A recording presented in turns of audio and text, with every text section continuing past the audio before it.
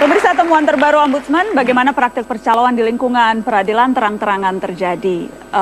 Ketika hukum dipermainkan, maka para pencari keadilan menjadi korban. Bagaimana Mahkamah Agung menyikapi hal ini? Sudah hadir di meja Mata Najwa juru bicara Mahkamah Agung Suhadi. Selamat malam Pak Suhadi, terima kasih sudah bersedia hadir di Mata Najwa. Saya menghargai kehadiran Anda Pak Suhadi karena malam ini tampaknya Anda harus banyak menjelaskan apa yang terjadi di peradilan kita. Tadi berbicara dengan Pak Adrianus, Anda terkaget-kaget dengar tadi rekaman ada hakim bisa diatur, minta 60 juta, minta 27 juta dan sebagainya. Mengagetkan Anda atau sudah biasa? Ya, saya kira memang ini saya datang ya sebagai juru bicara Mahkamah Agung dalam kondisi saya berpikir positif. Ini untuk perbaikan Mahkamah Agung ke depan. Mahkamah Agung punya misi, punya visi, punya aktivitas yang sudah direncanakan, banyak prestasi yang telah dicapai. Otomatisasi pengadilan, percepatan penyelesaian perkara, kemudian keterbukaan informasi, namun masih ada sisi lain yang kurang. Dengan demikian kepada yang berperan, pimpinan Mahkamah Agung, pimpinan pengadilan tingkat bawah, pengadilan negeri, pengadilan tingkat banding, bahwa masih ada beban kita yang paling berat, apa yang tergambar. Kalau ini bukan sandiwara. Ya. Jadi Anda kaget tidak Pak? Saya mengulang pertanyaan saya. Ya? Kaget tidak Pak? Oh tentu kaget. Karena 3 peristiwa yang sudah terjadi. Ada 10 ya. Pak, tadi yang kita tampilkan cuma 3. Yang saya maksudkan yang sudah terjadi real, ada kasusnya Pak Nur Hadi, ada kasusnya Pak Nitra, ada kasusnya Andri, tambah ada penelitian lagi dari Ombudsman, barangkali ada ketemu dari ICW nanti dan lembaga-lembaga lain, maka makin lengkap data kita. Bagaimana apa yang harus makin lengkap penderitaan MA maksudnya Pak Suhadi, kalau yang tadi kita bicara panitera, seberapa jauh sih Pak panitera ini bisa diawasi?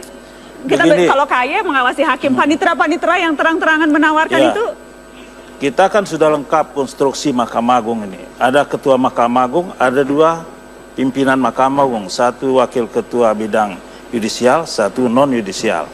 Jadi ke bawah itu mengakar dia, ya.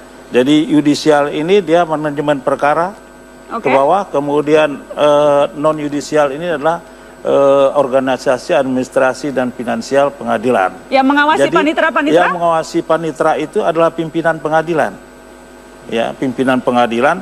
Panitera itu DP3-nya dibuat oleh ketua pengadilan. Jadi ketua pengadilan berwenang untuk mengawasi dan membina.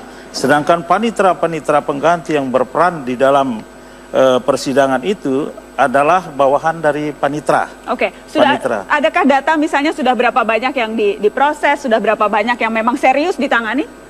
Saya kira itu ada di badan pengawas yang sampai sekarang belum saya peroleh berapa datanya. Tapi itu mengkhawatirkan Anda tidak Pak? Anda kan juga Hakim Agung, mengkhawatirkan Anda tidak melihat praktek? Karena tadi dari 10 pengadilan yang diinvestigasi, 10-10-nya menawarkan praktek pada kesempatan pertama. Oh jelas itu mengkhawatirkan dan itu perlu diperbaiki. Perlu diperbaiki? Perlu dibina dan diperbaiki. Lewat cara apa Pak Suhadi? Karena masyarakat kemudian sekarang menunggu apa yang dilakukan.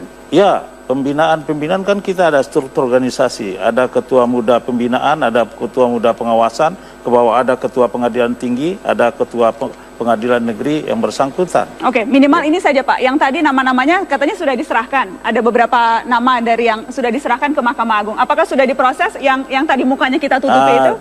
Tadi baru saya terima undangan dari Mata Najwa. Jadi saya ditugaskan oleh Ketua Mahkamah Agung untuk kemari. Jadi data-data itu belum saya peroleh dari Badan Pengawas. Oke, tapi boleh saya tanya nggak? Ya silakan Pak Adrianus.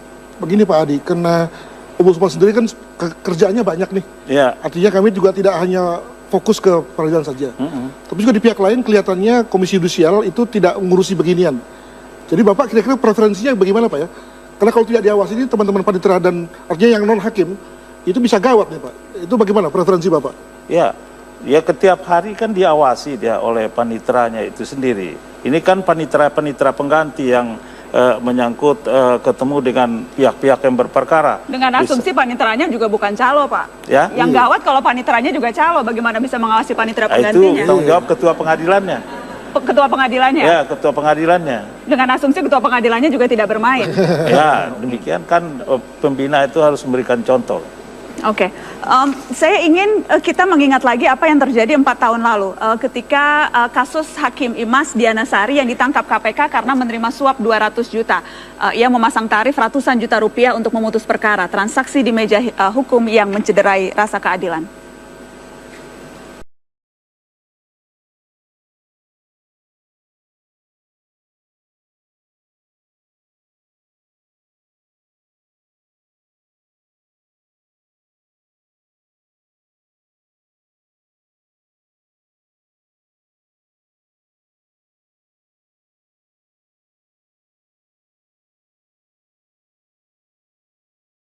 Ya, dan sudah hadir di Mata Najwa salah satu mantan buruh PT Onamba yang menggugat perusahaan di Pengadilan Hubungan Industrial, Doni Abe Moses. Selamat malam Mas Doni, terima kasih sudah hadir di Mata Najwa. Hakim Imas, hakim yang mengadili kasus Anda dan teman-teman divonis 6 tahun penjara. Ya. Karena tertangkap tangan oleh KPK menerima suap 200 juta rupiah. Ketika proses persidangan Anda sudah curiga tidak? Ada yang tidak benar nih dalam sidang ini? Sebetulnya memang kita berpikir ke situ, cuman belum ada indikasi untuk berpikir ke arah suap. Kami hanya berpikir waktu sidang kami diputuskan di tingkat PHI, ini ada yang nggak benar gitu, karena bukti-bukti kami semua itu diabaikan. Sementara tuntutan perusahaan 100% diterima. Dan atas putusan itu akhirnya kami melakukan kasasi. Oke. Kasasi di tingkat. Dan ketika tertangkap dan akhirnya disidang, baru kemudian terbuka semuanya, bahkan pada saat proses di Pengadilan Hubungan Industrial dibayar 350 juta hakimnya. Iya, betul. Dan itu juga pengakuan dari Imas sendiri bahwa dia nggak makan sendiri ternyata. Dia bagi-bagi kepada hakim yang lain.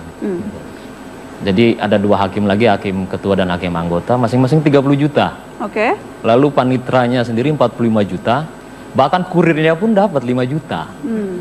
45 juta, 5 juta, masing-masing 30 juta, sisanya tuh untuk Hakim Imas tuh berarti ya? Ya, kalau hitungan matematikanya ya seperti itu. Berarti ya sisanya Hakim Imas gitu. Cuman yang sangat mengagetkan kami lagi ternyata mereka mengatur komposisi majelis hakim agar Imas itu dimasuki dalam sidang itu. Jadi memang sudah diatur komposisi hakim dalam perkara kami. Jadi 350 juta untuk pengadilan tingkat pertama. Nah, pada saat kasasi Hakim Imas kemudian menawarkan lagi nih, bisa membantu proses kasasi Hakim MA dengan dibayar 200 juta. Pada saat itulah ditangkap KPK. Iya, karena Hakim Imas menjanji bahwa dia bisa melobi lagi Mahkamah Agung. Artinya dia berusaha lagi untuk menjegal kami di tingkat kasasi gitu. Tapi ya kita bersyukur bahwa itu tidak terjadi. Karena keburu ketangkap KPK. Gitu. Tapi sebetulnya sih kami berharap itu tidak ketangkap gitu loh. Nanti ketangkapnya setelah di Mahkamah Agung. Kami berharap begitu. Biar kebongkar sekalian di Mahkamah Agung kan gitu. Gitu ya, biar terbongkarnya lebih jauh. Iya. Oke, Anda mengasumsikan Hakim Mahkamah Agung teman-temannya Pak Suhadi berarti bisa bermain nih. Ya, kalau dari pengakuan Hakim Imas ya sepertinya Hakim Mahkamah Agung bisa dilobi kan.